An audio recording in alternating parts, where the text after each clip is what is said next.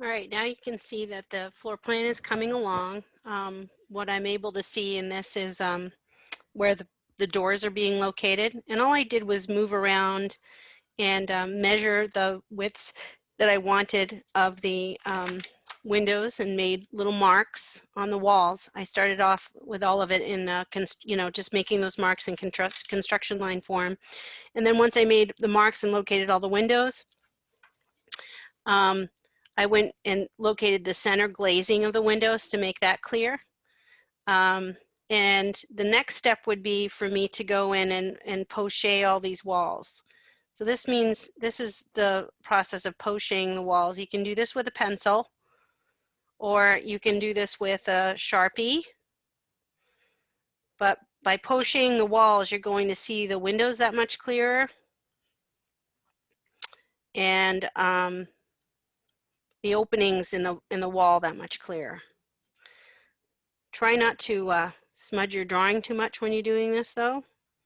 One of the things you can do is just kind of put a piece of paper under your hand while you're doing this so that you don't end up smudging it as you go with the oils from your hand.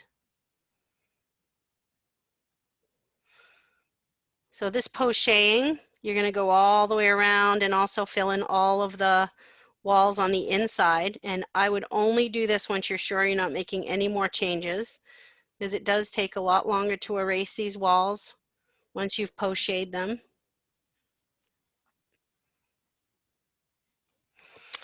And just also try to make sure you're pocheing them to the same level of grayscale all the way around. So I'm looking like those are a little bit lighter, so I just want to darken those up. You can see too where we're at the places where there's a door opening, you want to show a little threshold. So that's what this is right here, is a threshold. And I just drew that so it was another 2 inches out from beyond the wall. That helps define the floor, where the floor is in relationship to the rest of the sheet. If you don't have anything there, it looks like you don't have a floor in your house. And all of your houses should have floors. You don't just build a house on the grass. So you want to make sure you show your threshold. So once this is all filled in, you're going to see the difference in how much more clear or clearer, I should use proper English here, how much clearer the spaces are going to be defined once we put in all of the pocheing. And I like doing this in pencil because you can erase if you need to. If you make a mistake, if you do it in Sharpie, it's kind of a done deal.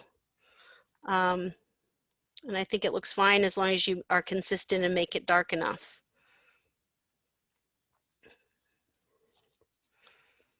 So that is the last step, if you will. And I'm just going to show you how I used my template. I'm going to scan these and upload these templates for you guys, like I said, so you can use them to add the information to your plans. But once you're done, I mean, that's a good looking floor plan right there. There's nothing wrong with that. We can clearly see how the space would be laid out. These hidden lines are showing what's going to go on the second floor. So I have another version. I've got to do this of the second floor. I have all of the doors and the swings indicated and the windows located. So now it's just a matter of, and I've even sketched in some furniture to show how we might be able to arrange the furniture.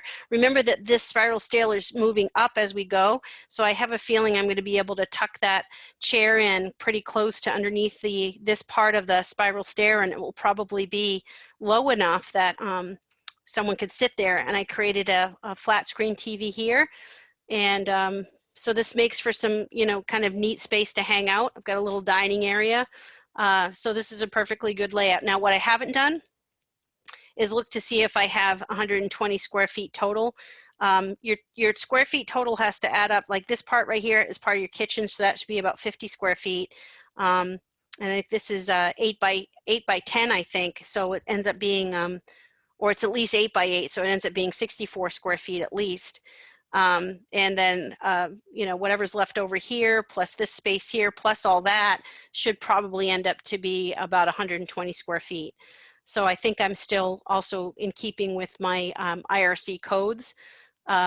So I'm ready to move on to the next step, which is to start to develop what is this going to look like from the outside. So I'm going to generate the second floor. I'll have that already done. And you'll get a chance to see that. And then we'll look at how we're going to turn these into some elevations. We might want to start off with some sketches first to give us an idea of the three-dimensional space and shape that it's going to take up. And then we'll use those sketches to kind of figure out what our elevations will look like.